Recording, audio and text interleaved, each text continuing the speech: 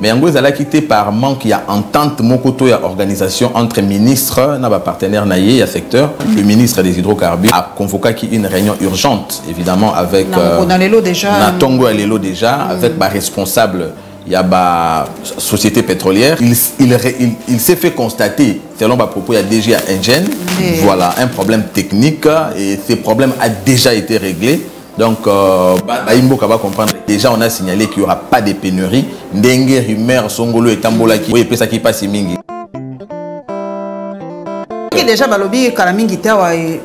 C'est ça, le problème maintenant c'est que le gouvernement est en train de chercher des voies et moyens pour éviter le problème. Il y a Oswana où il y a un problème congolais, mais il y a un problème à niveau mondial. Pour ce qui est du ministère des hydrocarbures, il faudrait bien rappeler que Azalaka pour fixer prix à carburant. Ministère de l'économie bien sûr. Alors, ministère de hydrocarbures, c'est beaucoup plus l'approvisionnement. Didier Boudimbo, déjà na rêve na de là il y a une richesse na biso otoyebi, toza beaucoup plus une économie très dépendante na mine, mais il y a le bas qui est sengeli to mais kako trouver une solution pour que secteur ya hydrocarbures et comme vraiment pourvoyeur. Alors peu comme pourvoyeur, moko ya ba solution, ils ont notamment par exemple pour créer une raffinerie awa. Mais yango ekoti na kati ya projection ya ba makambu nyonso o sengeli gouvernement a se pencher na yango. Gouverner, se prévenir. Maître Dieboudi Mboutangoye, il n'est pas venu pour aller dans le secteur Olelo, atika désordre ndenge yango ezalaki, mais sengeli naye à ce niveau à banda pour remettre nyonso na ordre. Voilà pourquoi c'est vrai ils ont des décisions, il n'y a pas si parce qu'il y a des Congolais qui ne vivent que de ça.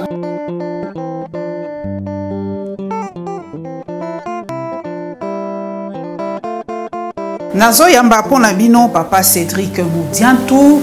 Azali cadre na kati ya AVC parti cher ya papa Mudimbu na eto sola masolo ya mboka ndenge to mesana meto ko banda penza na huyu eza ko sala biso mwa pasi na mokolo na lelo balobi même si solution ezwami me bana mboka ba moni mwa pasi na tongo ya mokolo ya yambo lelo papa Cédric esengo mingi ya ko yamba. Merci beaucoup maman Paulette. Papa na yoki quand même que ministre Mudimbu a eu quand même solution mais eloko nini elekaki pona nini boyoka ni wana ezala kité entre ye na bato yo ba stoka kaka bien po ete bana mboka bala muka mokolo ya liboso ya poso na mwa mikakata nobo te maman Paulette ezali kambuté ya kozanga boyoka ni ke ezanga ki entre ye na ba pétrolier oyebi tango tomoni yango ko salema ndengo wana toyebi biso nyonso ke bana mboka babimaka na tongo surtout avec système na biso awa mutu azalaka mingi na possibilité ya kufanda na ndako pour vivre azate il faut que tout le monde avake na ba occupation na yepona kuluka mwa lipa mais lolenge salami toyebi ke pénaliser activité économique makasi ba imboka ba souffrir mingi mais yango ezala quitté par manque il y a entente mokoto ya organisation entre ministres na ba partenaire naïe à secteur. Mais justement, après constater la situation, le ministre des hydrocarbures a convoqué une réunion urgente, évidemment, avec Tongo Alelo déjà, avec les responsables, il y a la société pétrolière et évidemment aussi la société dans la commercialisation pour voir qu'est-ce qu'il y a eu. Mais Nakatuana, il s'est fait constater, selon ma propos, il y a déjà un gène, qu'il y avait un problème technique. Ah, problème technique. Voilà, un problème technique et ce problème a déjà été réglé. Donc, il faut comprendre qu'il n'y a pas de problème. Il faut continuer, il faut faire l'occupation. Pénurie exacte. Il n'y a pas de pénurie. Stockage est normal, normal. Il y a eu juste un problème, un souci technique qui d'ores et déjà a trouvé une solution. Donc, à partir de déjà à partir de Poko ya Lilo, puisque CEP a assuré stockage, transport, logistique, en fait, il y a pétrole, a assuré déjà redistribution pour que déjà na Poko Awa, vraiment servi, qu'il n'y ait pas de problème, mais déjà on a signalé qu'il n'y aura pas de pénurie. Dengue, rumeur, Songolo et Tambolaki, oui, ça qui passe mingi. Déjà à Lucie, à Réunion, on est rassuré que pénurie est athée et puis le gouvernement a travaillé avec la société pétrolière pour éviter une certaine hausse parce qu'évidemment c'est ça le problème maintenant c'est que le gouvernement est en train de chercher des voies et moyens pour éviter le problème il y a hausse où il y a un problème congolais mais il y a un problème à niveau mondial avec notamment crise entre Russie et Ukraine. Donc ça peut avoir un impact notamment aussi à prix à carburant. Alors le gouvernement a comment éviter la situation tu as des conséquences et vraiment catastrophiques sur le plan social. Deko, au lobby yomoko guerre russe na ya Russie na Ukraine. Ba retomber nango yomoko lobby et kokipe koko matiao. Mais est-ce que ba na gouvernement le quoi papa Modimbo? Est-ce que ba ko réfléchir te na ndengini ba ko ça la sorte que crise on a impacté penza ma capacité na biso. Est-ce que tu peux trouver par exemple ba énergie mususu te? Est-ce que tu réfléchis à papa Modimbo? Tu dépends kaka na bangote. Pour ni ba africain bazali ko réfléchir penza ndenge wana te. Eza yango eza likamoneti ya carburant, likambo ya gaz, likambo ya blé, mingi butaka pa mindeli. Et biso tozana ba terre arabe awo. Tout ça pe na pétrole moi ndambo na mboka. Mais toi, les na raffinerie te le côté biso ba africain il faut que tout dépendaka ce qui kuna bango ba kosoli biso wa to qui passe. Maman Paulette, oyebi que solution na likambo ezalaka pe un processus. Tant que tozobeta li solo notamment ya biso ya Congo, surtout sur le plan économique ou encore surtout dans le domaine il y a hydrocarbures, il faut tenir beaucoup plus compte il y a structure économique na biso. Déjà, le problème se pose à ce niveau-là. Le fait d'avoir une structure économique extravertie, alors Maïel et Nabiso et Sengeli s'est penché beaucoup plus dans la résorbation. Il y a situation, on n'a pas ce commun qui est secteur import-export, ils ont hypertrophié. Alors l'effet hypertrophie à secteur import-export, ils ont rendu Nabiso beaucoup plus dépendant dans la sécousse nyonso, où ils ont ça la sécousse politique bien entendu, où ils ont ça la niveau de pays où ils ont dépendre nango. Mais il y a une solution qui est un coup de bâton magique. Na banzi, na bokoti na ye, mon amboka, Didier Boudimbu, déjà na rêve na ye, ya kolobaki, au-delà ya ba richesse na biso otoyebi, toza beaucoup plus une économie très dépendante na mine, mais ya lobaki sengeli to meka ko trouver une solution pour que secteur ya hydrocarbures et comme vraiment pourvoyeur. Alors peu comme pourvoyeur, moko ya ba solution, ils ont notamment par exemple ko créer une raffinerie awa. Mais yango côté na kati ya projection ya ba makambu nyonso o esengeli gouvernement a se pencher na yango. Ce qui total na likambu ya dépendance notamment ya pétrole les aka problème ya Congo té.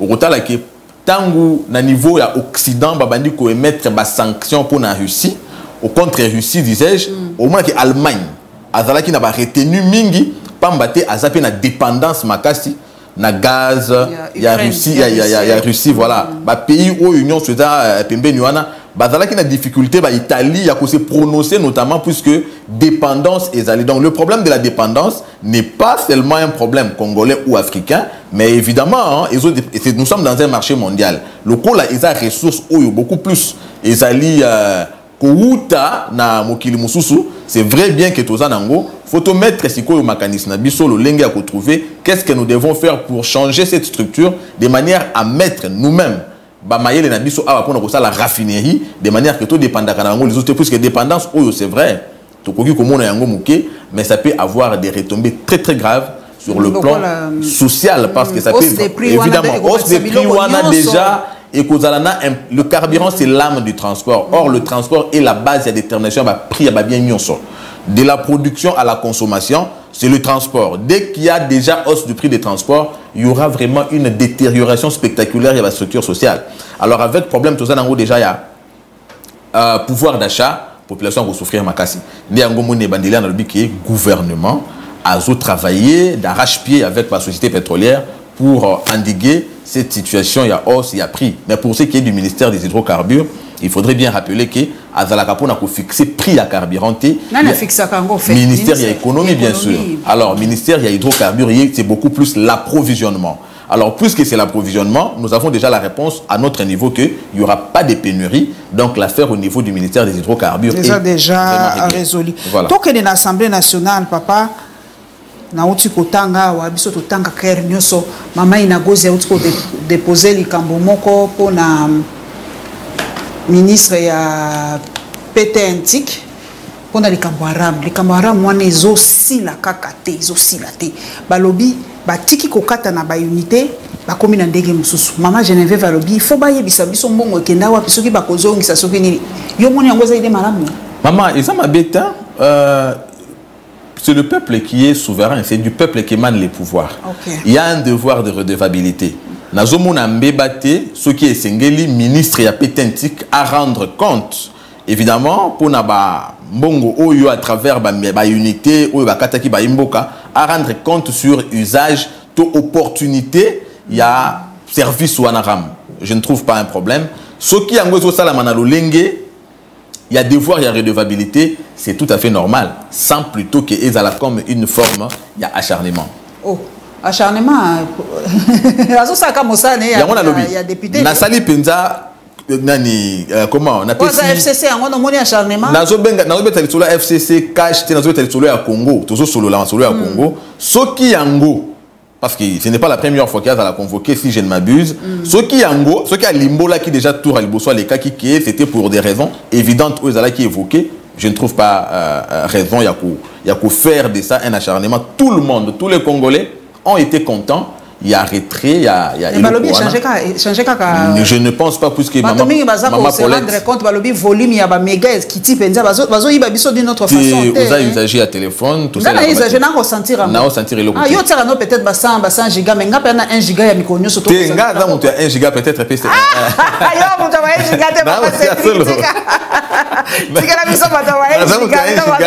Na ressentir en côté mais na ressentir ngapa mutu ba 1 giga na yo biso za solo to sentir penza. Tuna mutu nyonso 1 giga za sundenge za rakite. Papa donc Kondi makasi. Tuna bato nyonso ba Charlie ba Masamba ba ko biso que 1 giga et ça seul outil. Bon, de toutes les façons ce que ministre à rendre compte et ça malamu pour que ko éclairer banamboka tout monde qui question na et déranger mingi et créer peu opportunisme moko na ba politicien moko ou ba récupération wana comme ça une fois pour toutes tout doit et bon pour la ministre économie le ministre économie ça quoi makanisi ndenge nini na oya selo balobi pe kala mingi te ba ministre basé belé ba kokoya na moni hein. Le ministre économie a koyi tolobaki yango ministre économie a koyi c'est vrai nga na intervenant qui par rapport na yango il y a un problème économique. Na Bandeli n'a parlé sur structure économique na biso. Alors cette structure économique est déjà un problème pour l'économie mais pour ce qui est du ministre de l'économie franchement il a aussi été négligent par rapport à certains dossiers il a fait preuve d'une incompétence. Oh. Bien sûr, il a fait preuve. Union sacrée à Kolobango, Union sacrée c'est un peuple. Alors le peuple qui a soutenu le président de la République ne peut pas voir à tout moment les individus à cause de leur incompétence bâtir sur le président de la République. C'est bien pour ça que je salue les députés nationaux pour l'œuvre salvatrice, disais-je, au regard, il y a une situation sociale toujours vivre déjà gérée très mal. Dossier à Bachinchar. Il y a moins de questions à gérer dossier wana mabe makasi. Mais pourtant papa Cédric, mais et si l'ité ba PC c'est quoi autorisation qui ne sont au péché donc makambo erata qui n'année passée à kosala ngo l'état na biso qui ne sont au péché côté ezali nango. Te na lobi bo te na ebité côté ezali nango na lobi d'abord lui nous parlons de lui la personne du ministre de l'économie à tous les niveaux. Il a mal géré, il a fait preuve de beaucoup d'incompétence, bomoni flambé dollar et matité. Donc dollar est égal n'engeza mais biloko ezo mata toujours comprendre était sous-bassement ya flambé wana eza nini. Alors le ministre est totalement non seulement indifférent mais incapable d'apporter une solution idoine alors que to yebi biso ce que peuple congolais avant le chômage ba o ba sala musala revenu za malonga te tangu biloko ezo mata ça veut dire que peuple azo kende na liwa. Donc il fallait une solution comme celle-là de telle sorte que ministre oya ko remplacer à se pencher na ba question wana nyonso pour apporter la solution à la population. Bon, si vous prenez le demandez. Na ebité ba grief na ye oyo bango ba tie na mutu na ye ezanini. Il fait ça pour l'assemblée provinciale et makambo belé ba ko reprocher oui ki angote hein. Ce qui est à l'équina assemblée to kolanda makambo ya koloba ce qui yango et kozala apprécier le lengeni na ba député en tout cas ba kosa musana bango nous sommes en démocratie ils sont en train d'apprécier le plus important pour na biso c'est que productivité politique il y a union sacrée. Et Zalandenge Oyo, président de la République, Azozela. Pambate te dit que lui, il a donné une vision, mais on dirait qu'il y a encore quelques individus qui, non seulement n'ont pas compris cette vision, mais peut-être aussi n'ont pas souscrit à cette vision. C'est ça qui fait encore que jusqu'à maintenant, il y a certains déchets dans la gouvernance. Papa, toi, qui est de la justice. Biso Kalamingite, le 11 avril, là, Sami Jamal. Moui Mandole, Moui Mandole Jano, Soraya Piana, Daïda Piana, Dieudonné Maoutou, Daniel Changaloume, on se basa notifié pour le Cambois Vital Kamel. Bato balobi po. Bawa barami so minende balobi pa na biso. Bako blanchir bango nyonso. Vital Kamel a recommandé premier ministre. yozo mona mondeni Maman Paulette. Lecture ni lozo sana likambo yango wana. Lecture na sana likambo wana na lingaki beaucoup plus ba congolais à travers ba journalistes et aussi biso acteurs politiques ba mekaka beaucoup plus qu'on s'habituer na caractère officiel, hein, na officialité. Et ça penzo officiel papa. Et ça eloko lokutata officiel. Caractère officiel ça veut dire quoi? Au monique na tongwa wa to bandi na yo likambo ya pénurie à carburant. Mutu nyonso acheli loba na lolenge na ye. Alors tangu ministre ya hydrocarbures à Sangai na ba pétrolier, nous avons la version officielle. Alors tangu déjà dengo lobi batu ya misumine. Bango déjà ba komi ko la analyse lolenge na bango sur dengo présenter dossier wana. Je me réserve franchement encore qu'il s'agit de la justice. Pourquoi je me réserve? Maman Paulette. Et sengeli na biso to yeba nini to lingi, nini to luka. Tozalaki na komi tungisama mingi na mboka oyo pamba te justice ezalaki manipulée. Justice ezo rendre verdict sur base ya ba instruction ya batu moko boye baza quelque part. Tobundi ke likambo wana esila tokoma na justice oyo za indépendante. Quand on dit d'une justice indépendante, ça veut dire oyo ezo bima na justice wana eza pour mutu songolote to contre mutu songolote mais eza sembo. Donc la neutralité, l'indépendance de la justice. Tokanela batute que loko la tokosa la boyeya kokota kuna toya sali boya kobima kuna non. Quand la justice apprécie que tel monsieur sur base de ceci va condamner, c'est la justice. Tant bazo condamner ba tout songolo ba lobité ba condamner pambate makamuna bango ya ba accord procès politique. Mais quand tant bazo bimisaye tout ça li mokano na bino bolwa kitango ya zo côté comme non voilà donc le Congolais, surtout certains politiciens qui manipulent la population, bakobanda toujours qu'on tirer pour la survie politique na bango. Mais je pense que le plus important pour nous, laissons la justice faire son travail. Tous les gens, moi, les Cambouya, carburant, ok. Papa, na mona ki bato, bazana ba dépôt na bango privé, ba tomboka ki, pour ministre azwa ki vraiment décision, a kanga ba dépôt illégal, hein? Ouais, ouais. Illégaux, to illégal, français, illégaux, illégaux, ba sepelité. Bamsu ba lui bazana ba document pensa les ko permettre bango bazana ba dépôt wana bango pe ba edaka pe moi population netinga lelo na sombi 5 litres pona yawa na 15 000 francs na Kadhafi pona station za kiti donc bazana moi rôle na bango ko jouer poni ministre azui mokano makasi boy papa Cédric Modian maman likambo ya Kadhafi il va problème té total na likambo ya inconvénient ba marché pirate. Vous voyez, voilà, inconvénient à marché pirate. Il faut d'abord qu'il y ait sensibilité, il y a matière, c'est le pétrole. Et flammable. Hein? Voilà, ministre il y a hydrocarbures, tant que qui descend naïe et pas incendie Salemaki, il avait beaucoup plus souligné la sacralité de la vie humaine.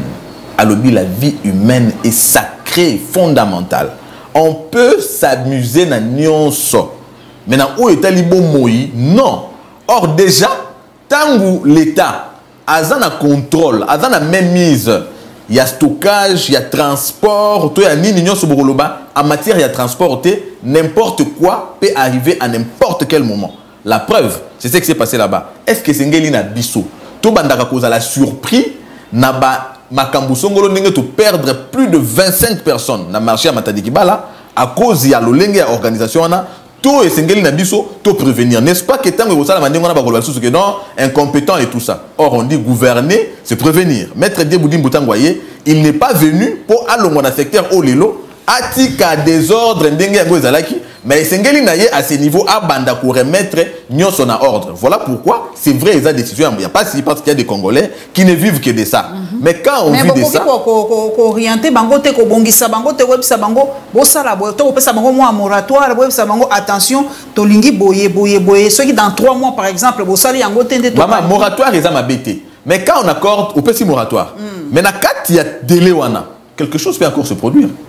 On ne sait jamais. Quand on sait faire quelque chose de bien aujourd'hui, pourquoi? Et surtout que tu connais déjà le problème d'Enge Salamakiwana. Il y a certaines choses pour lesquelles, puisque et surtout que ça engage la vie humaine, il y a des décisions qui doivent être prises à l'immédiat. Voilà pourquoi, péquicité de manière acharnée, mais il faut mettre de l'ordre. Et c'est tout ça, la Kambuna Lolenge et Longobani, pour ils ont d'abord un intérêt na biso moko peuple ba konzi na biso ba dirigeant na biso baza na esengo moko tia komona peuple azala na pasi pamba te ba pekisie asala mosala oyo pesa ye lipa mais tangu moto songola zo luka lipa esengeli te lipa na ye ebe makufa na moto mosusu. Alors l'état za wana pona ko encadrer de telle sorte que société ça la organiser de manière équitable. Aroyeb sabino pe papa c'est-à-dire biso wa 25 000 tonnes d'essence, environ 30 millions de litres, ils ont réceptionné dans le monde pour se faire face à la pénurie. C'est pour ça que j'ai dit ici que le problème de la pénurie est athée. Awa pe kaka tulikuwa tobaki lukwa mama Geneviève wa lobi atie moi likambwara mwana na ko yebisa bino pe ba taxe ba matisi su ba taxe ba opérateur économique ba lobi ba mati bango ba taxe mingi donc toza to ko banga pe ba prix ya ba appel ya ba SMS matali souci on tozo yebisa bino te to ko comprendre bango te pour ni l'état terre bango ba taxe bili papa biso kaka nem to ko pe l'époque c'était papa Cédric comment on a été n'a évité version à taxe wana qui donne ça. Instauration de nouvelles taxes aux opérateurs de services. Fait que Mutalobi. Donc, fait que ça, quoi, alerter le gouvernement, toqué, bah, que Kalamingité, bah, comme ça, prix SMS, Internet, c'est pas un ligne. On a besoin que tous sentir déjà, pour ma pécalamisation. Au moins, tous sentir un obiso nyonso. Taxe, c'est ça la makate pour la catégorie songolo de la population. Mais c'est un nabiso petoye, bah, mboka nabiso, ils sont en pleine reconstruction. Tous les pays où tous en a besoin de reconstruction. Et le pays ne peut se reconstruire que par lui-même. Tout banda ko se reconstruire te pamba tete aux de la Chine ya ko sunga biso na misolo Allemagne ya Japon et surtout que tata mokonzi ko lo susuna eza que to comme lokola Allemagne. Alors to comme lokola Allemagne kaka na biso moko ça veut dire à travers mpako eza culture, c'est ça même la culture du développement. Je trouve vraiment mal et je ne digère pas que peuple amona lokola torture moko to souffrance moko ba kondiamboka bazoya nango tangu bazoya na taxe. Non, c'est justement appel à la population na contribution na œuvre et à reconstruction biso na lingomba ya haute révision du Congo tolobaka ensemble nous pouvons. Ce n'est pas Félix Tshisekedi ye mokonde et sengeli na ye azala lokola acteur le seul acteur à développement. Mais pas pouvoir na changement constitution te bongo pese ba pouvoir rebelle te. Mama auti na population auti na biso. Ça veut dire ye aza témoignage ya confiance ya peuple. Ça veut dire peuple o ndimi Asengeli azala pe prédisposé ya ko accompagner pour akoma ifika peuple azo rêver pamba te yena représentant qui profile ya peuple. Donc c'est ça, le peuple doit alors accepter de l'accompagner pour atteindre. Ndibi ba pesa ba balongola 5 à 7 ans pour na yo changement oza ko yango. Congolais nyonso ko kanisa lolenge ya lingi biso tozana na likambu ya 5 à 7 ans te biso le plus important pour na biso état congolais ezala organiser lolenge ya malamu. To léguer na postérité na biso un serment de liberté. Si ça ne dépend que ma cambo a duré, non, même si dans Balongo on a 5 ans et commis 2 ans, ce qui est un constitutionnel, Félix Tshisekedi a jamais nion sur Sengeli Sala. A ça la durée na délai na ye accueilli ou a koya pe asali, mais mon sur Sengeli asala kolande sama mibe kondenge Sengeli. AVC parti à papa Boudimbo. Sur le terrain bo andenge nini, boza ko s'implanter, boza andenge nini ndeni boza ko fonctionner. Tobandaki le 26 février tournée interfédérale. Alors interfédérale dans la commune hein. Oui, na Kinshasa Mobimba. Okay. Ouais. Tournée wana esengeli et s'étendre ti na ba province, pambate objectif na biso déjà, tout monde en 2023. Alors, en tant que parti allié à UDPS, objectif est ami balé. Faire réélire le président de la République, mais également pour Nabiso conquête à pouvoir, étant donné notre soutien à l'UDPS, c'est la conquête du pouvoir législatif. Ah, Bolingi, Bozo, ma place majorité dans l'Assemblée nationale. Voilà, na assemblée nyonso, donc provinciale. Voilà, nyonso, c'est une toujours majorité, mais yango eza lokola régime où il quitte notamment où il koleka waki, bazo pesa ba quota. Dans ba parti où ils approchent à pouvoir, bah, au Kabila Bango va député. Non. Nous, comme c'est la démocratie, quoi que nous soyons partis alliés au parti au pouvoir, il faut alors que nous fassions preuve de notre envergure politique, ancrage populaire. À travers le travail. Ndéangwana, autorité morale, Nabiso, maître Deboudimbo, a fait ça qui Ndingisa, na maître Magloire Kassongo, secrétaire général, a organisé tournée, on a pour tester évidemment capacité na biso na terrain to bandaki yango na Changu to yena Lukunga to keina Moamba lobby loleki, ça veut dire le 3 dimanche à lobby to zalaki na Funa et pas yoa plutôt clôturer tourner wana nde to projeter siko na mois de mai meeting populaire yango ko sala mana esika moko na Kinshasa et ko zala peut-être libanda ya Masano ya stade des martyrs et ko zala na Tata Raphaël et ko zana fikin to na terrain municipal Songolo. Mais nous sommes déjà en train de travailler d'arrache-pied. L'un de ces 4 matins, je crois, c'est week-end, exécutif national Ekosangana, pour nous statuer sur la date et les lieux puisque tout ça c'est convaincu que AVC et ça l'ingomba politique où le peuple congolais endémie pambaté à travers la tournée où il réponse à peuple congolais population à AVC et ça déjà à mesure ya couper sa biso ba siège à différents niveaux et sur le tandis de la République ndenge to penza papa na réélection ya papa Tshisekedi po dernièrement tout monde sondage wana papa Cédric Mudiantou qui tissait de tels de 50 vraiment à 20 qui ti penza ko imakasi oza ko croire d'abord na sondage wana pe oza ko loba penza ça a na chance penza ko za la réélu na 2023 maman Paulette sondage et ça chiffre et puis chiffre union sauf za na soubassement namoni ye kolongwa par rapport à sondage wana na likolo ko kita mususu kolongwa na se komata alors esengeli baloba na biso nini longoli likolo akiti inversement baloba na biso pe wazaki na se amati ndenge nini pambati président Félix Tshisekedi tangu ya azopunama tangu aza élu na 2018 évidemment tangu akoti na pouvoir na 2019 c'était sur base kaka ya ba promesse na confiance ya combat na ye ya combat politique ya UDPS wana ezalaki déjà eloko placé ye wana lelo akoti na pouvoir abandi ko poser ba action tant soit peu et de manière sensible na ba secteur nyonso je ne sais pas comment établir la cohérence Yachitouana. Nous avons compris juste que les officines politiques où ils ont fonctionné. Ce que ça qui a maté on a besoin officine. Il y a dans la cohérence. Ce qui a maté dans la cohérence. Parce que pour la population qui t'a pensa pour la population pensa sociale la population donc oh bango basali wana eza population te échantillonnage wana bango bazio eza population te population eza nango problème te mais en matière ya échantillon on parle aussi de la représentativité. Non, c'est que pensa société on a sali yango sali yango on eza ba officine politique toyebi pamba te oyo bango ba plébiscité aucun Congolais ne peut admettre monter na Yewana parce que sur base de quoi? Peut-être sur le plan sportif, mais pas sur le plan politique par rapport à son passé. Maman, quoi appuyer la union sacrée, ça problème. Parce qu'il y a crédibilisé bino na union sacrée. Après si bino ba ministre, après si bino nini. Donc voilà ce qu'après si bino bon dimi, si qu'on a terre besoin d'imaïté. Maman Paulette. Pourquoi on a terre bon d'imaïté? Oui, mais Coco Suezanini. Histoire est à la têtue. Et histoire est ramenaka vers chacun ce qu'il a fait par le passé. Et il faut déjà prohiber thèse ya kolobake union sacrée et vers le combatteur politique. Malgré Ndengo Lobi a crédibilisé, il ne tentera jamais aujourd'hui de dire que ba ministre wana ou yazo kantabase ya yeto ba député wana ba longwana ngambo politique wana parce que baza déjà les loba serviteurs de la République. Il ne peut pas se le permettre puisque ayebi ke kosi mbate. Alors wana akotombe sikoyo bakoye ba poids politique na ye. Or, dans la minute où par rapport à la démarche politique, il a tombé dans l'incohérence parce qu'il tire sur la chaise. Il a tiré dans le kit où il y a Fandeli, membre de l'Union sacrée, avec des ministres au sein de l'Union sacrée, il critique l'action gouvernementale de l'Union sacrée. Non, qu'est-ce que Zalim avait? Est-ce que c'est ce totalité. Ce qu'il y a par exemple, attends-moi dans la carte d'Andako, ce qu'il y a des Cambozo, les Kabiente. À Kolobate, papa, attention, Zelozo Salabueto, maman, attention, ma soeur, ce que tu ne fais là, c'est pas bon. Maman. Donc, bino na union sacrée, Zaka Ndio, et là, vous avez représenté FCC Kalate, Ndio, donc, pas na bino Kaka Ndio, Ndio Soto Zaka Ndio. Est-ce que na kati ya union sacrée, ils en a battu ou ils la critique T?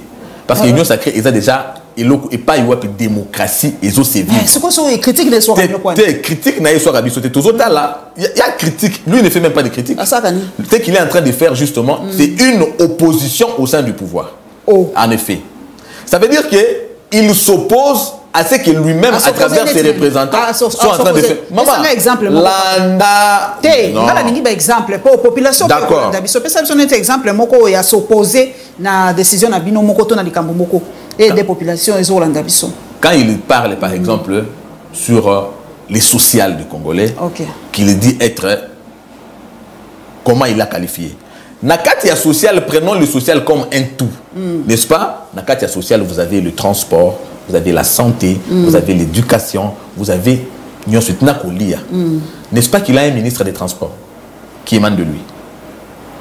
Parce que na esprit na bango l'effet de manipulation de la population, quand on parle du social, qui se peuple beaucoup plus côté à Bilo Kwakolia. Mais le transport aussi, c'est le social, non? C'est quoi, papa? Alors, lui n'a-t-il pas directement accusé son ministre des Transports qui est là en parlant du social? C'est ça l'hypocrisie des acteurs politiques. La vision ya moto wana to ba ko landa vision chef de l'État. Maman, mokonzi ya mboka aza donneur de vision eza lokwa nzambe na biso akeli biso nyonso na image na ye na vision na ye toye na mokili tokomosala masumu sikoyo masumu tokomosala eza po ye aza moto ya masumu. Donc, il faut critiquer. Il faut critiquer pour la vision en wana te. Ce qui on a sali mabe. Pour il y a ça longwe. Eza lokwa ngana ina d'affaire adopter au mwana. Nanya longwe. Alongwe te. Ngana na mwana. Nabi papa Cédric. Yo lokwa toko keno elongo zwa mwana na ngai na pesi yo ya ko landa oyo ko lobate na ndako na yo. Mais ngaso na moni mabe na bite papa Cédric. Mwana ko tambola mabe. Na sai mabe? Te. Tango elinga mwana oyo ko kite. Na un exemple à moi natikali na contexte ya mwana asunga yo kobo kenda ensemble natikali na contexte ya mwana asunga yo oyebi na bi ko kite pour nini parce que c'était déjà des problèmes qu'on avait avant ba problème o tozo évoquer à social lelo et ça problème tu sais que de créer et ça pas problème ezalaki déjà mais ton vote qui est pour changer pas problème encore mais est-ce que ça change tu tant ton vote qui a changé or tu as vu que ça pas problème auto coûter les problèmes structurels et se résolvent qu'à travers le temps il sait plus qu'il a été gouverneur du Katanga pendant 8 ans et avec un bilan que tout le monde connaît un bilan que tout le monde connaît que tous les Congolais connaissent Congolais nini po bino bolobi Congolais ni maman le bilan est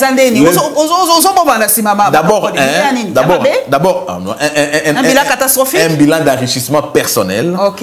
Premièrement, un bilan qui n'a pas donné la faveur au peuple katangais parce que même petit commerce, il à s'approprier. C'était lui, en fait, c'était un commerçant. Vous voyez, c'était un commerçant qui avait mis à peuple, à museler qui peuple, si on peut ainsi le dire. Vous voyez, dictateur. Bien sûr, ça c'est aussi une dictature. En fait, c'est un monsieur qui a travaillé pour son propre intérêt. Un, deux, le fait déjà d'avoir été du PPRD. Or, nous savons tous ce que le PPRD représente pour les Congolais. Le bras séculier du mal. Le bras séculier d'un régime machiavélique, d'un régime despotique. Et lui, il a été président interféral du PPRD au Katanga. Donc ça veut dire que nous n'avons vraiment pas de moralité à tirer de cette personne-là. C'est que Batonio so quoi babati, le quoi babemba, le quoi Batonio so bazaki na PPRD on a pas la moralité. Et pourtant la conversion existe bien sûr. Donc il y a pas conversion de mais nous voyons déjà dans sa démarche politique une certaine hypocrisie d'un homme d'affaires plutôt que d'un homme d'État. Donc, le roi Zolo, c'est une vérité, comme hypocrite. Non, qu'est-ce que vous appelez vérité? Parce que par exemple, maman n'est sur le roi. Président équipe, n'est-ce pas? Ayebi le sens d'une équipe. Ça veut dire tant attaquant à Tchebu, ils ont victoire paix à défenseur.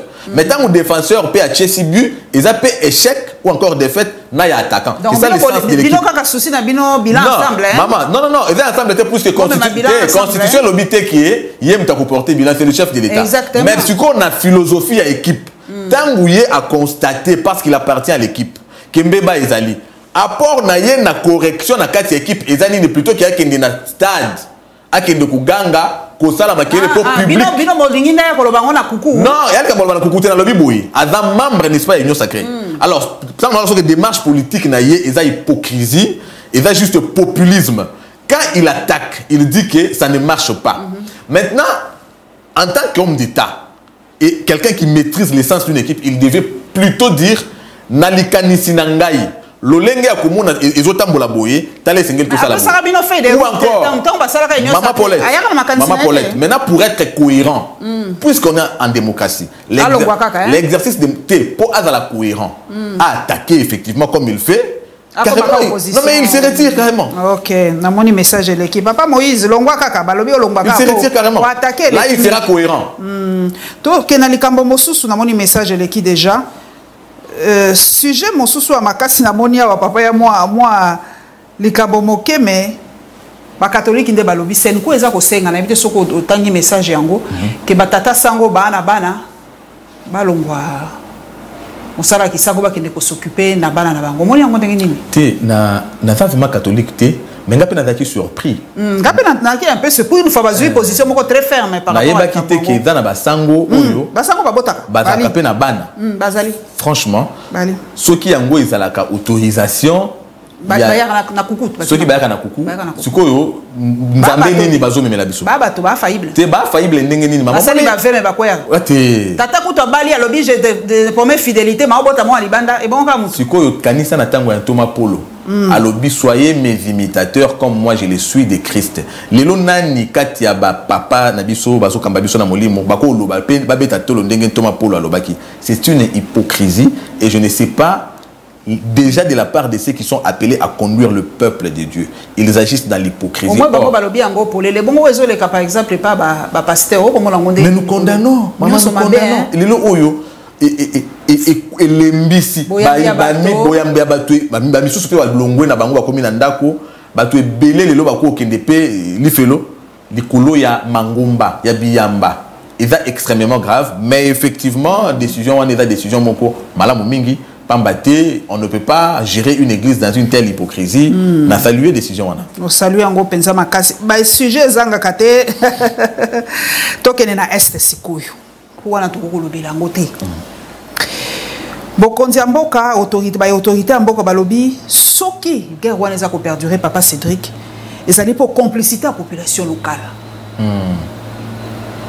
Sikuyu. Balobi mais ce qui population locale en ezali complice ndenge nini ba eniele na Équateur ba sisa kangomba la moko ndenge nini na est tozo ko sisa ngote ba bout du dia Congo to sisa kambala moko ba sali papa ici balali mais pour ni na est za ko perdurer ça veut dire na est ils ont perduré puisque au-delà du fait qu'il y a bango moko ba ndengo lobia wa alors mais il y a aussi des implications politiciennes il y a la politicien est to ba politique ne sera na lobby implication politicienne et dans la bango moko ya est et dans ba politicien en général première dimension deuxième dimension et ça aussi par rapport à ce qui représente cette partie de la République déjà non seulement dans la richesse mingi mais na souka limite avec d'autres pays sikoyo jalousie il y a bamboka mususu ezo salaki dans a besoin il y a ba richesse il y a côté donc problème na bango problème il y a situation est ezo senga action diplomatique ya makasi le lenge mokonzi mboka ndenge tozomo na zobima pour retrouver solution mais également solution faut la awa ya prise de conscience na ya ba population pour ça la page tozomo na kati na bango la population misu bazana minduki premièrement mais deuxièmement aussi les acteurs politiques déjà vous ne pouvez pas être acteur politique vous essayez de parler au peuple sur le bien et tout ça mais vous avez une implication assez nassée pour l'enrichissement na bino bozo boma ba imboka situation est et la situation moko et sous senga mayele mingi to ko comparer nguna ya ba nyelete ya bundu dia kongote parce qu'ils sont tout à fait différentes alors ça demande vraiment mayele mingi papa Cédric mais ce qui est moto Lydia mais akangi bato aye alobi nakangi bato totuni bango mituna balobi ezali boyi mokonzi o ya armée azana droit koloba ya ibisi biso tala implication à pays étranger boyi eleki mwangonga boke bakonzi o ya biso moko baye ba démenti oh papa ya armée alobi Vincent Karega ye abeti pe sous cette ondike to lengi biso pe to vandi bo changer ligne ya commandement ya koloba ya communication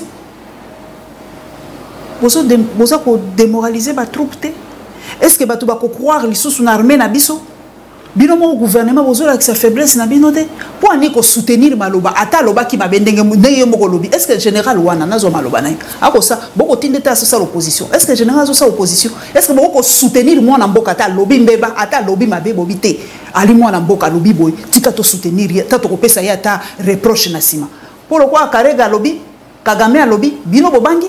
Maman, tout ça en matière, premièrement, la sécurité. Très sensible. Sensible, on dit bato ba ko kufa. Sensibilité on ya wapi? Sensibilité on peut que c'est on bato ko kufa. Donc en matière sécuritaire, très sensible et puis la matière diplomatique qui est aussi sensible. Alors il y a des propos où il faut créer la susceptibilité diplomatique. Ah, bato ba ko kufa, c'était boko banga Rwanda, donc boko banga de Rwanda. To banga te. C'est ça susceptibilité. To ça na RDC papa Cédric, pour to ça ka plaisir na Rwanda. Et dans les camps ça la plaisir na Rwanda. Et dans les camps ça la plaisir. Oyebi tango za na stratégie, oyebi ke monguna yeyo esengeli na ngai na attaquer ye sala lokwa na politique ya nyau on a été soko zakana nyau na ndako tango amoni proie na ye azalaka d'abord un animal silencieux a fallu lokola kokita na se a kosala en sorte que adversaire na ye aye ba stratégie na été payer kuna poids koyeba te de la nini akozwama alors il y a des quand on est sur le champ diplomatique ou encore sécuritaire, en tout cas, il y a un terrain tellement sensible qu'il y a des choses qui ne peuvent pas être dites pour créer des susceptibilités et qu'on s'est retourné contre Bino. Vous comprenez? Dans le quoi, Mokondi armé, non, le Mokondi, j'ai azapé comme Mokondi. Tant que bisi biso implication ya pays wane monani bato bakangi bango moko balobi dernièrement na otiko tanga lisusu bana misusu ya 12 ans soki 13 ans bakangi ba ko uta mboka ngo wana ba feza koloba makamu nyusu za koloba mais soki kaka to tangi mboka wana bino nyusu boboyi bolingi ko yoka te implication ya mboka wana ezali kambo kaka po eza pays frère et ami maman pays frère et ami to zakana 9 pays frère et ami tu wana 9 voisins non on a nini kaka to zakana 9 to banga te RDC ko banga Rwanda te. Oui, le président de la République, d'abord passé naïe, c'est un animal politique formé sur le champ diplomatique. Ça, en tout cas, c'est factuel. Il est vraiment issu du champ diplomatique. Alors, dans la démarche diplomatique, ça, c'est son domaine. Les âmes, ça, naïe, Pambate, Touébi, qui est déjà conquête même, il y a pouvoir, Nabiswawa, et ça là qui est juste une victoire diplomatique, puisque en face, il y avait un refus, il y avait tout ce qui était fait pour que le peuple congolais a son pouvoir par la voie des urnes. Alors il y a eu implication diplomatique et avec la pression interne, nous avons eu le pouvoir. Je pense que terrain wana, avec la sensibilité à terrain wana, moi je préfère faire confiance au chef de l'État. Je préfère me remettre à lui par rapport à Yaba. Attribution naïe, en tant que président de la République, il sait ce qu'il fait. Bon, lelo sukoyo. Na Rwanda on a ni na moni ba kokuta na lisusu ba solo la lisusu na Kenya ba pays de to côté de la communauté yango ya ba pays de l'est kuna pona yo papa Cédric Mudiantu et ko apporter biso nini po toza déjà na oya centre toza na oya oyo to na oya sud to na oya to ko panzana oya est ko apporter biso sumi. Aussi longtemps que nous sommes à la quête du bien-être, le bien-être à tous les niveaux, le bien-être sécuritaire, le bien-être social, le bien-être tout ce que nous voulons. Et vous n'allez jamais avoir organisation de trop, premièrement. Deuxièmement, RDC a un pays où il y a un Kitamingi. Alors, Kitawana, aussi longtemps qu'il y a une organisation comme des débouchés par rapport à Kitanabiso pour tout le nous, on ne produit rien, Cédric. Maman. Le président de Tanzanie, il faut que nous conquérir le marché congolais. Parce que nous, on ne produit rien. C'est ça le travail. C'est parmi les griefs au monde qui ministre de l'économie. À quoi il peut battre par exemple Nabiso Tia Mayele, Naloba qui est structure économique. Naloba qui hypertrophie à import-export. Comment changer cette configuration de telle sorte que Kitanabiso et tant que vous êtes dans le marché mondial, et c'est que vous avez un apport. Tant que vous avez un apport, ça veut dire qu'on s'est dilué et puis qu'on subir le poids du marché. Alors, c'est que nous devons s'organiser à l'interne pour que nous puissions apporter ce que nous avons. Il y a un avantage comparatif. Vous voyez? Alors, en termes d'avantage comparatif, RDC a bénéficié et ça a profit à Bayimboka. Donc, je pense, en termes aucune organisation ne sera de trop aussi longtemps que et qu'on concourir na bien-être na biso souvenez-vous mais pas problème na bango wate papa est-ce on a problème bele ba chez babe mama comme bele to so super mi kuma pas positif na négatif hein to souscrire to souscrire na ba organisation T pour constituer poids sur nous non biso doit na kata résolution ba problème na biso moko et to cause ba problème surtout ba kisaliko na biso te wana eza makambo oyo moko ndabo kaloba qu'il était prêt à donner sa vie alors prêt à donner sa vie était pour apporter des solutions et non ramener des problèmes au pays. C'est ça. Papa Charlie Minute, est-ce qu'elle est bonne? Nayebi que le monde des alliés, to viva canavas cloté, Kalaming était élection dans Boka France. Ah, bino pe bolegisi. Na natana ngosuta to tkana 2 minutes.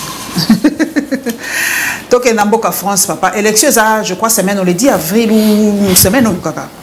La France qu'on a pas tolinga tête total la France monter il y a extrémisme il y a Zemmour il y a Marine Le Pen oso mona ngondengeni oso expliquer ngondengeni bato na ba comme na succès penza bato bazo ba ko risquer même passer second tour hein Zemmour a la chance de passer second tour to Le Pen d'ailleurs ça passe à second tour la fois passée OK oso expliquer ngondengeni gouvernance actuelle il y a France c'est un problème de gouvernance actuelle. Alors la gouvernance de la France, déjà que sur le plan stratégique, Nakati Europe, ce qui représente la France, alors quand les Français ne sont pas communiqués, Sarkozy, non, Sarkozy bien sûr, c'est lui qui avait fait un seul mandat. Oui, Sarkozy. Même aussi son successeur, Nani, François Hollande. François Hollande, alors, pas mandat. voilà, donc les Français aussi longtemps qu'ils ne sont pas convaincus par rapport à ce qu'ils attendent de la gouvernance. Par rapport à la président là, c'est normal, ils ont justifié la montée. La montée, et pas d'ailleurs ceux qui, par exemple, extrême droite et du pouvoir na France. Au moment donné, ils sont africains, bon, et c'est la biso d'abord, extrême droite et au pouvoir, tout extrême gauche, non, l'Africain plutôt doit travailler par rapport à son émancipation. L'Africain devait d'abord commencer à travailler par rapport à son émancipation et c'est ce qu'on appelle contrepoids. Aussi longtemps que Torozala, extrême droite, extrême gauche, Tozobanga, extrême songolo par rapport à poids oyako sur le continent africain, c'est un problème. Torobanda subir, n'enge to perdre qui Kadhafi, n'enge Torobanda perdre, ainsi de suite. Il faut d'abord que l'Afrique se réveille, que l'Afrique considère qu'elle a un grand continent et l'Afrique a se considérer avec toutes ses richesses et sa culture pour faire face Naba courant parce que nous sommes toujours en train de courir derrière eux, en train d'aller demander le pouvoir chez eux, en train d'aller supplier chez eux, et nous avons des préférences. Or, si nous sommes forts, nous nous suffisons nous-mêmes. C'est leur problème. Est-ce que Bango peut me colonie ni français Barofanda, Baloubi Kebisokuna, Tolingite ceux qui opposition à Congo du pouvoir Toronio Kwam, tous ceux qui pouvoir les maintenir. De la même façon qu'ils se fichent de notre organisation, mais on doit se foutre aussi de leur organisation. Ça dépend justement de notre organisation, tous à la paix, tout élément. Torosu qui s'attendait quelques minutes à Sukawa. Tolo bilape papa alingeti te mikolo a siliki mwa mabe ya tomboki na moto na bino union sacrée papa Tony Mwamba ekupe la te ba dossier si ba dossier moto union sacrée te ni bino pe boy bozaki ko critiquer Joseph Kabila papa Joseph Emiye bien ba Joseph ba bobi boka ba Joseph Boye 18 ans de nini nyoso bokolo bawa kolobi nyoso mabe yekutu Tony Mwamba na ebita mwazaki na Assemblée nationale tirer si wiri ba konga na ndenga osanga te na moi je me rappelle toujours lelo yemuka koti lelo yemu makambo komobimba alingeti akobimisa bo alingeti abimisa ba dossier bo abimisa ses facturations abimisa bo donc bino zaki des politiques ya autre toi que je me mette pour ça ka ba même bêtise bino banani kasi union secrète tango bozaki na opposition tango bokomi wana mais vous faites pire que bato bazaki na kati non wana yena wili ba konga na bino ndenge moko blanc bonnet blanc au monique Binatanga wili ba konga il y avait l'œil n'est-ce pas à ses côtés maître Didier Boudimbo vous voyez qui était là pour la défense de la République. Il a fait le travail de la défense de la République parce que il fallait qu'il y ait secteur Rwanda, sur tous les secteurs sensibles. La gratuité de l'enseignement, l'État congolais prend en charge ses propres enfants. L'État congolais organise son propre développement à partir de lui-même. Et nous allons passer, comme on a dit, EPST, au regard, il y a une assurance qui sur base, il y a une démarche politicienne, n'est-ce pas? Il y a actuel ministre Ngaï, Nathan a jugement au Nakoko Salate, étant donné qu'il y a déjà l'IGF. Bachara IGF place wana comme sentinelle. Papa Cédric, na yebi bino wa moto union sacrée tu n'as rien à dire. To yebi. Au moins na ko côté la bango. Ko za moto union sacrée tu n'as rien à dire. IGF. Soke ezalaki mutu mususu wana, soke ezalaki Moïse Katumbi po bo numéro wa za moto union sacrée tu n'as rien à dire. Té, oyebi na bi je na mi bwani. Nani tokotine na IGF pas Moïse Katumbi té. Donc, IGF a causé la moussala, IGF il y a un auditeur, a causé la biso effectivement, parce que tout ça n'a pas de alors, c'est IGF qui est sur base, il y a des données. Alors, ça, on a fait des données, IGF a fait des données à la justice, et c'est une justice. Alors, justice à justice à accompagner justice à la moussala, n'a pas de bah oyo, missus bakoti boloko, sur base, il y a des preuves. Tu as combien de problèmes, comme m'appelle, il a décidé en justice. Ce que la justice a apprécié, que c'est Moto Abima, c'est la justice. Autant qu'elle est indépendante. L'Assemblée nationale va voter mais autant que cette justice est indépendante, elle rassure. Papa c'est dit que rien à dire, Moutagnon sacré, rien à dire. Merci papa Cédric en tout cas, merci. Merci Mingi, merci en tout cas. Pour la carburant, papa Boudimbo, ça en sorte que ce rupture de stock est à la tête. Pour les lots souffrir, pendant la mokula, les lots à lundi, population a eu moni pas si mingi. pe bato ba critiquer o mingi ngana lingaka yo mingi na presaka yo mingi bato balobi 2 semaines wana ya cours il faut bandela lisusu po balingo mona suba ba biloko ezonga te renforcer lisu capacité ngana o yebisa polele ngana zoka message à population te balobi 2 semaines wana salaki aba sa susu dem susu et ko renforcer susu po biloko ya souté wana eza ba opportuniste politicien ba sala yibile ko population lo bate po ali sala oyo mettre de bobimbo ata azosala na hydrocarbure yo zokotela ngana opesa message na ngai ya population tika ngala pesa message à la population. La population dit papa, au saki 2 semaines il y a perfectionnement. Ba qui ça sous pour crise et ça va sauter. Message ba bina pesa ya mwana. Et ma be crise ça pété. Et ça la pété. Ça veut dire crise. Rupture européenne, panne européenne et ça sauter. Le fait déjà que rupture est ça veut dire que message journal pesa nango déjà caduc. Papa ça la vrai communicateur. Donc on compte à l'embalancement, ça va venir ça vino nyoso. Merci beaucoup.